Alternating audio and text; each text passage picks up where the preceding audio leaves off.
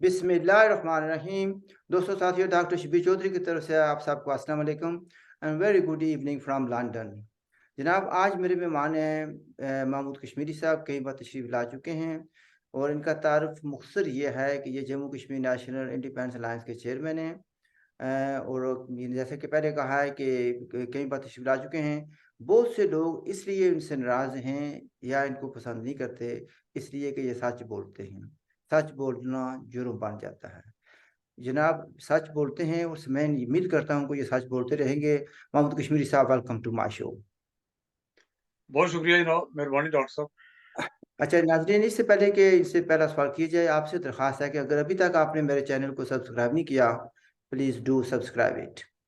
अच्छा मोहम्मद कश्मीरी साहब, काफ़ी दिनों बाद आप तशरीफ़ लाए।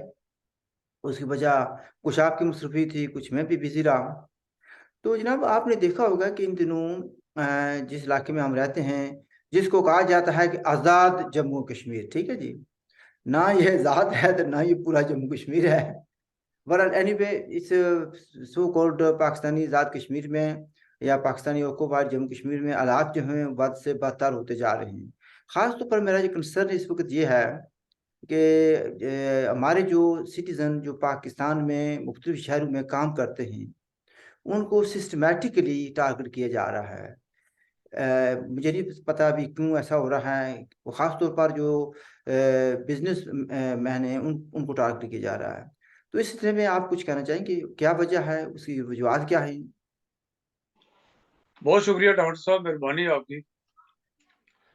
बात ये है डॉक्टर साहब कि ये पिछले कुछ ये तकरीबन 1 साल से जो पाकिस्तान में हमारे जम्मू कश्मीर के शहरी वहाँ पर जो कारोबार करते हैं उनको ख़ास करके जो है उनकी टारगेट किलिंग की जा रही है। इसके हवाले से अब क्या कहें कि उसके ऊपर एहतजाज भी बहुत हुए हैं। ये 2 दिन पहले जो है रावलपिंडी में जो है एक कश्मीरी नौजवान का कत्ल किया गया है। इससे पहले कुछ हफ्ते पहले जो है वो एक बिज़नेसमैन थे जम्मू कश्मीर के, उनका कत्ल किया गया है। इसी तरीके से गुजरांवाला में या पाकिस्तान के जो दीगर शहर हैं, वहाँ पर रियासत जम्मू कश्मीर के शहरियों का कत्ल किया जा रहा है, जो हमारे लिए इंतहाई तशवीशनाक है। और इस पर हम मुख्तलिफ बल्कि बाकी भी रियासत के लोग जो हैं वो इस पर काफ़ी परेशान हैं। और हम पूछना चाहते हैं हुकूमत पाकिस्तान से, उन लोगों से जो पाकिस्तान के वाली वारिस हैं, कि जम्मू कश्मीर के लोगों को क्यों कत्ल किया जा रहा है, इसकी वजह क्या है?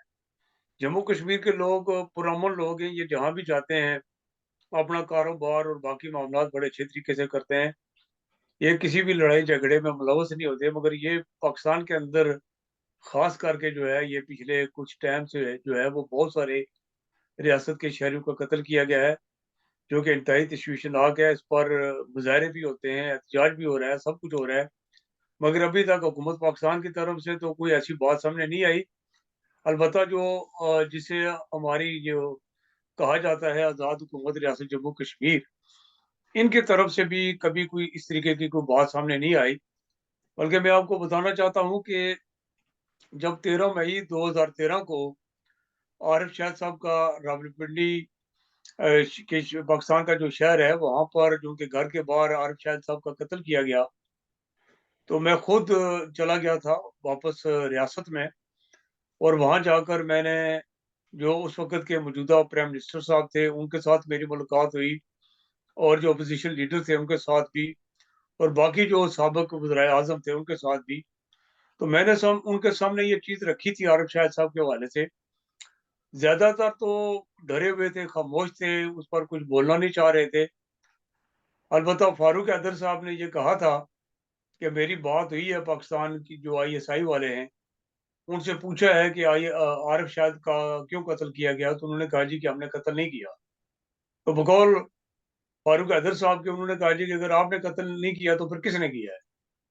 तो इसीलिए आज भी जो हमारी जो हुकूमत है, जो रियासत जम्मू कश्मीर के जो लोग हैं, उनके टैक्सेस का पैसा जो है, वो अपनी अय्याशियों पर खर्च कर रहे हैं, और उन्हें कोई फ़िक्र नहीं है कि पाकिस्तान में जो मुकीम जम्मू कश्मीर के शहरी हैं, कि उनकी हिफाज़त भी उनकी ज़िम्मेदारी है। अगर कहीं कोई ऐसा मामला होता है तो हुकूमत जो हमारी है सो कॉल्ड नाम नहाद, उसको चाहिए था कि वो पाकिस्तान के साथ जो है वो मामलात उठाते। मगर अभी तक कोई ऐसा जो है वो कदम नहीं उठाया गया, जिसकी हम मज़म्मत करते हैं और रियासत जम्मू कश्मीर के लोगों को भी कहते हैं कि वो भी आवाज़ बुलंद करें। और ये जो वज़ीरों मशीरों की बहुत बड़ी फ़ौज यहाँ पर बैठी हुई है, वो किस लिए? अगर वो अपने रियासत के लोगों की हिफाज़त नहीं कर सकती, उनके कत्ल पर, उन पर तशद्दुद जो होता है, उस पर ये आवाज़ नहीं बुलंद कर सकते, तो फिर ये किस लिए बैठे हैं? अच्छा, लिहाज़ा इस पर साहब, सब लोगों को बोलें। आपने राइटली कहा भी, ठीक है, आरिफ शाह साहब का कत्ल बहुत बड़ा एक हादसा था। और हादसा ही नहीं, कुदरती हादसा नहीं था ये, ज़ाहिर है कि ही बस टारगेट किलिंग थी। और उसको टारगेट किलिंग इससे नजर निकालने कि उसको दो गोलियां लगी थी, एक यहाँ लगी थी, एक इस तरफ लगी थी, जी, यानी। जी, बिल्कुल, बिल्कुल, बिल्कुल। और उसका कातिल नहीं पकड़ा गया। वो कहते हैं कि सब जानते हैं कि कत्ल किसने किया, लेकिन हम तो पकड़ नहीं सकते उनको। दूसरी बात यह है कि अब जो लोग हैं वो तो आरिफ शाह साहब तो एक बड़े आदमी थे, सियासी रहनुमा थे और नेशनलिस्ट रहनुमा थे। वो बंदूक के खिलाफ बात करना चाहते थे, वो जो कि पाकिस्तान की पॉलिसी के खिलाफ थी, उस वक्त की पॉलिसी इस वक्त भी पॉलिसी के खिलाफ है।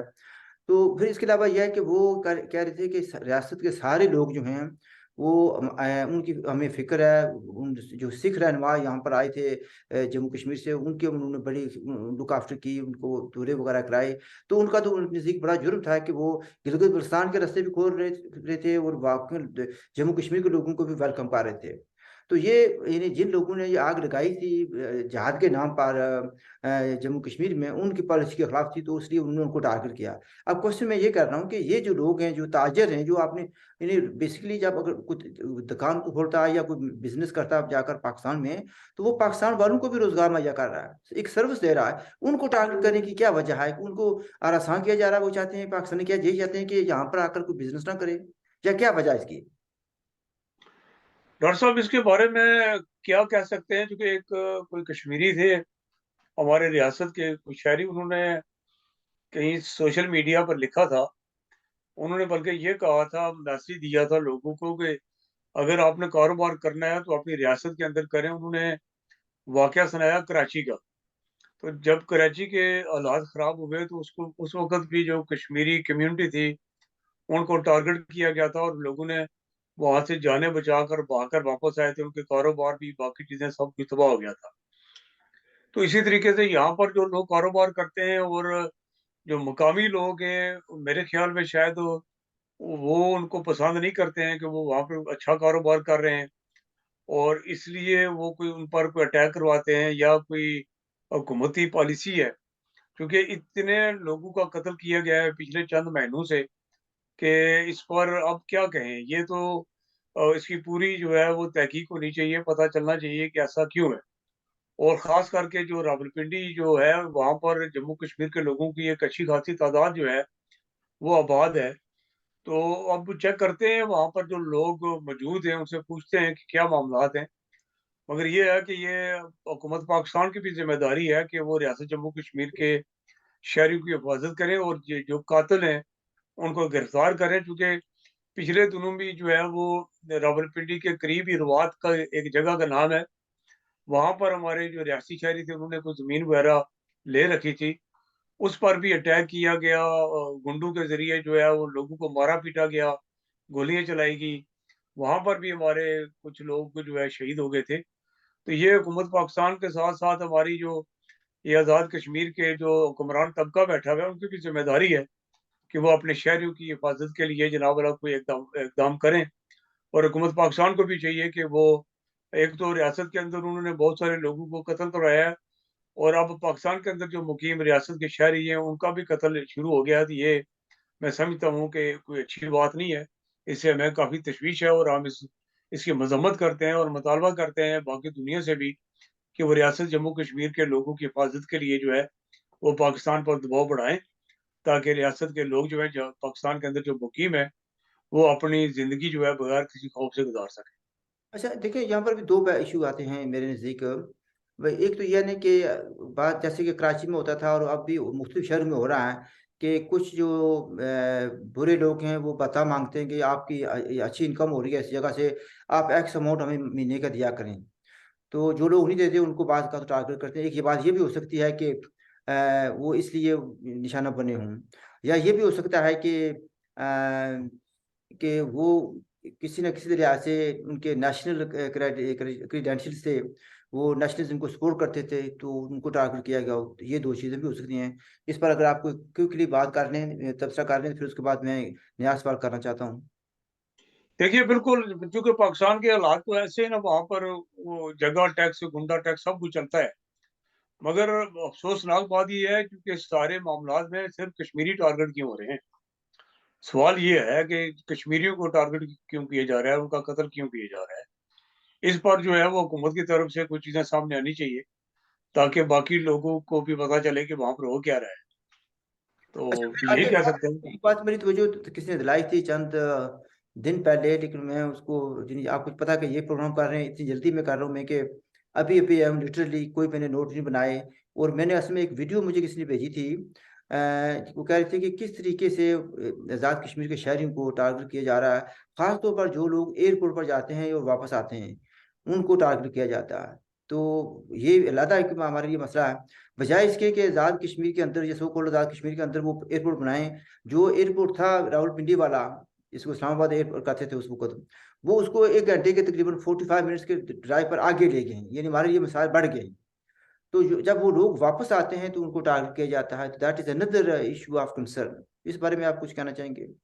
देखिए जनाब कि जो रियासत जम्मू कश्मीर के जो लोग हैं, जो बैरून रियासत आबाद हैं दुनिया भर में, क्योंकि हमारा अपना एयरपोर्ट नहीं है इस पाकिस्तानी ज़ेर इंतज़ाम जो जम्मू कश्मीर है, और चूँकि मजबूरी के तौर पर पाकिस्तान के एयरपोर्ट इस्तेमाल करना पड़ता है, तो वहाँ से ज़्यादातर लोगों को लूट लिया जाता है। आप देखिए जेहलम के करीब एक जगह है जहाँ से रियासत जम्मू कश्मीर की तरफ जो रास्ता जाता है पाकिस्तान की तरफ से, वहाँ पर इन्होंने 2 चौकियाँ लगाई हुई हैं और ख़ास करके टारगेट किया जाता है जो रियासत के लोग हैं।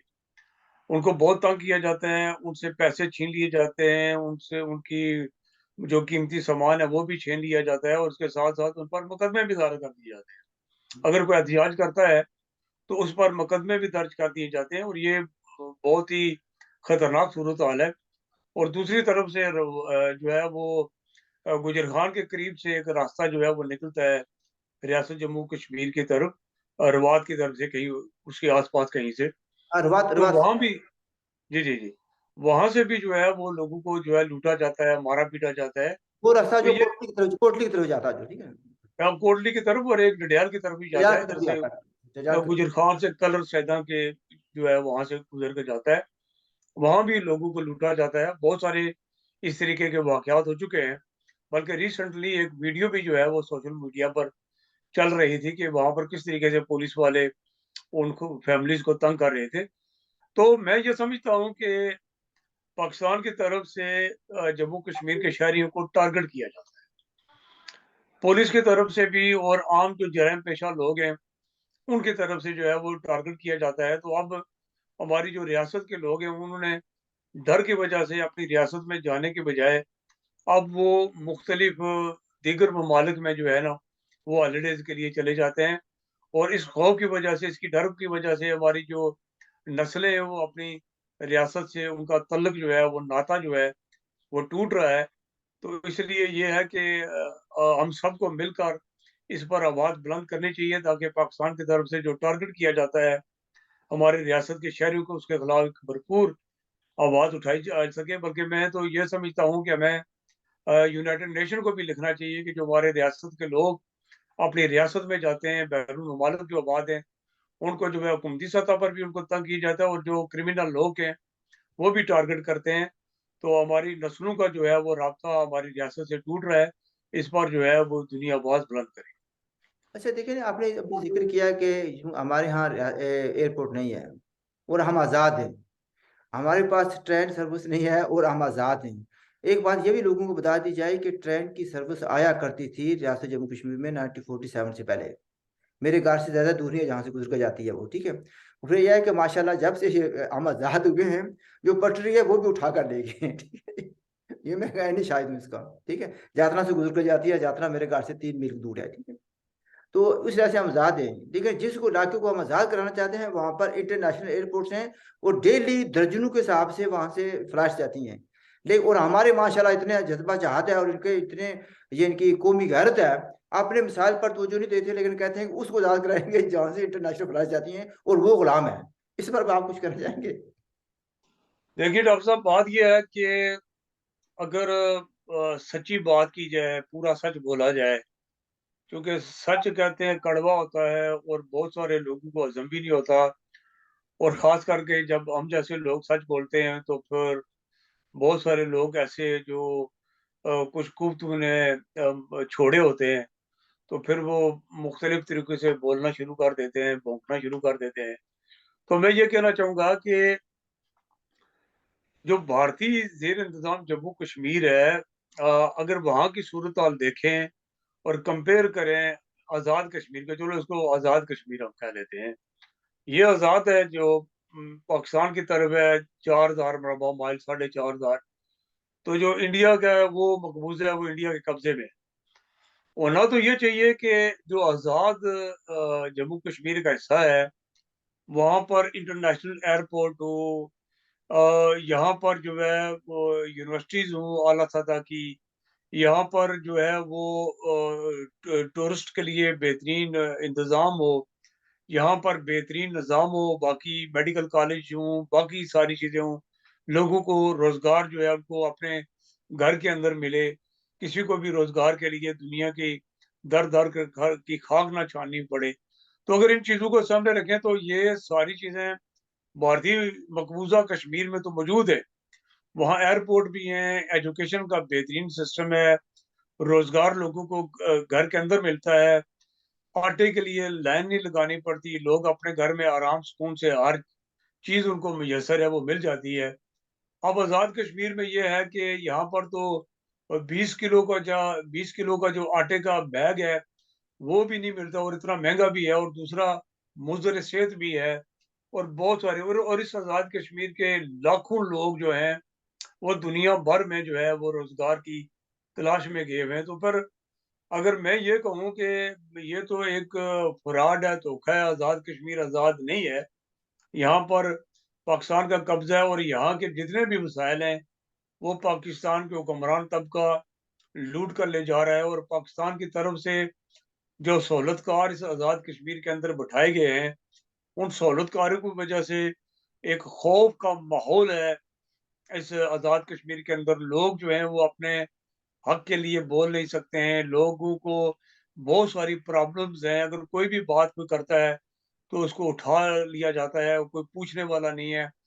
ये रिसेंटली यूके पीएनपी के जो नौजवान हैं मुज़फ़्फ़राबाद में उठाए गए। अब जो है ये डडियाल से एक लड़के को 2 दिन पहले रात के 1 बजे उनके घर के दरवाज़े तोड़कर उसको उठा लिया गया है। तो बात ये है कि यहाँ पर तो किसी को बोलने की भी इजाज़त नहीं है। और यहाँ पर किसी ने कोई बंदूक नहीं उठाई हुई, किसी ने कोई पत्थर नहीं फेंका, ना पाकिस्तान की फ़ौज की तरफ, ना जो लंट ऑफ़िसर यहाँ पर बैठे हुए, उनको भी किसी ने मारा-पीटा नहीं है। उनको भी किसी ने बुरा-भला नहीं किया है, कहा है। तो इसके बावजूद जो है वो लोगों को उठा लिया जाता है, तो फिर आप अंदाज़ा कर सकते हैं कि हम कितने सारे आज़ाद हैं। हम बिल्कुल भी आज़ाद नहीं हैं। अलबत्ता यहाँ पर तो ना आज़ादी है और ना ही लोगों को यहाँ पर जो है वो सहूलतें मुयस्सर हैं। लोग मुश्किल में हैं और खौफ की ज़िंदगी बसर कर रहे हैं। मैं इस आज़ाद कश्मीर और भारतीय मकबूज़ा कश्मीर का अगर इसका मुवाज़ना करूँ, तो मुझे यहाँ पर तो ना तो आटा लोगों को मिलता है, ना रोज़गार मिलता है, ना बिजली मिलती है, ना पानी मिलता है, ना यहाँ पर कोई ढंग की यूनिवर्सिटी है, वो कुछ भी नहीं है यहाँ पर।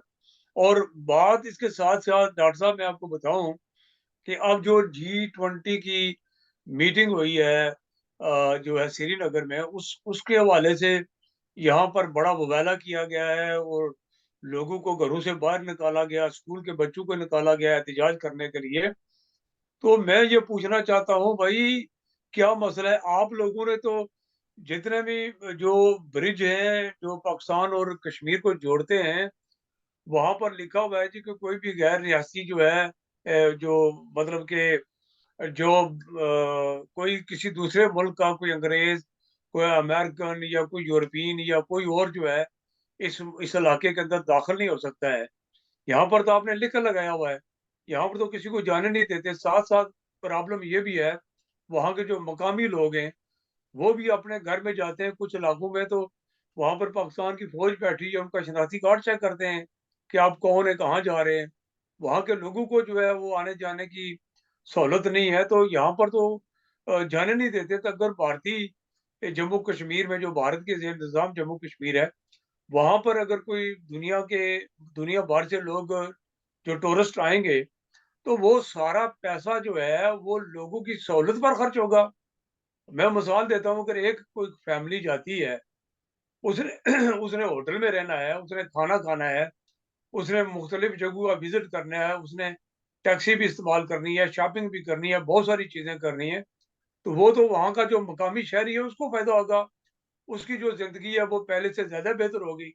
तो उनकी ज़िंदगी बेहतर करने में पाकिस्तान को क्या प्रॉब्लम है? अगर मैं तो ये कहता हूँ पाकिस्तान की हुक्मरानों को कि आप भी ऐसा करें कि अगर दुनिया के बाकी लोग जो है G20 आपके लिए नहीं आ सकता, तो कम अज़ कम ये जो आपके कोई ओआईसी वाले हैं, इन्हीं को कहें जी चलो आपने कोई इनको इजलास बुला लें, इधर मुज़फ़्फ़राबाद में या मीरपुर में या कोटली में या कहीं भी या नीलम में, कि आएँ देखिए कितने खूबसूरत इलाके हैं, और बाकी लोग आएँ अपने-अपने मुल्कों के लोगों को भेजें यहाँ पर विज़िट करें, और ये खुद भी नहीं करते और इंडिया को भी नहीं करने देते। तो मैं समझता हूँ ये सारी चीज़ें एक नफ़रत की बुनियाद पर हैं, और इस नफ़रत को ख़त्म होना चाहिए।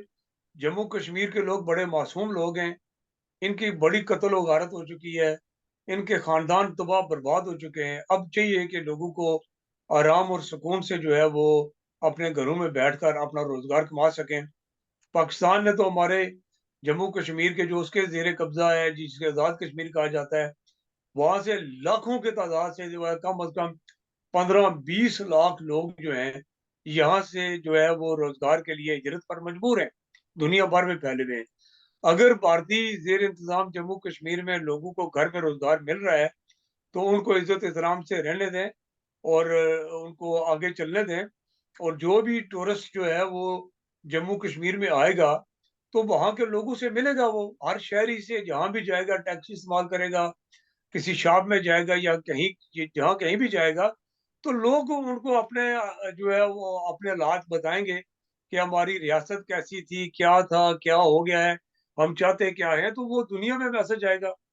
हिंदुस्तान तो नहीं रोक रहा, मगर पाकिस्तान को क्या प्रॉब्लम है, इस पर क्यों घुबाला कर रहा है?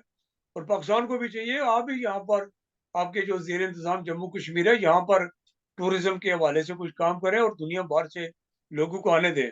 क्योंकि पाकिस्तान को खतरा ये है डॉक्टर साहब, कि अगर दुनिया भर से लोगों ने पाकिस्तान के ज़ेर इंतज़ाम जम्मू कश्मीर के अंदर आए, तो उनको हकीकत का पता चल जाएगा, हक़ाइक़ हैं क्या, कि यहाँ पर लोग जो है वो किस तरीके से किसी मुसीबत से कितनी खौफ की ज़िंदगी बसर कर रहे हैं। तो इसलिए ये वहाँ पर किसी को आने नहीं देते, और जो इन्होंने जबर किया है उसको छुपाने के लिए। तो मैं समझता हूँ कि ये नफ़रतों की बुनियाद पर जो खेल खेला जा रहा है इसको बंद होना चाहिए, और पूरी रियासत जम्मू कश्मीर के लोगों को हक हासिल है कि वो अपनी ज़िंदगी को एन्जॉय करें, और दुनिया भर से जो सियाह हैं वो रियासत जम्मू कश्मीर में आएँ, और हम उन वो जितने भी सियाह आएँगे हम उनको वेलकम करते हैं, और सब रियासत के लोगों को ये मैसेज देते हैं कि उन उन लोगों को के साथ इज़्ज़त एहतराम से पेश आएँ, और अपनी रियासत का जो है वो जो खूबसूरत इलाके हैं वहाँ पर उनको विज़िट कराएँ, और ताकि वो जब रियासत से वापस अपने-अपने मालिक में जाएँ, तो वो बताएँ कि रियासत जम्मू कश्मीर के लोग कितने प्यार और मोहब्बत करने वाले हैं, किस तरीके से उन्होंने उनके साथ ताअमुल किया, और ये हमारा एक अच्छा जो है मैसेज जाएगा पूरी दुनिया में। महमूद कश्मीर साहब आपने बड़े अच्छे तरीके से वज़ाहत की है।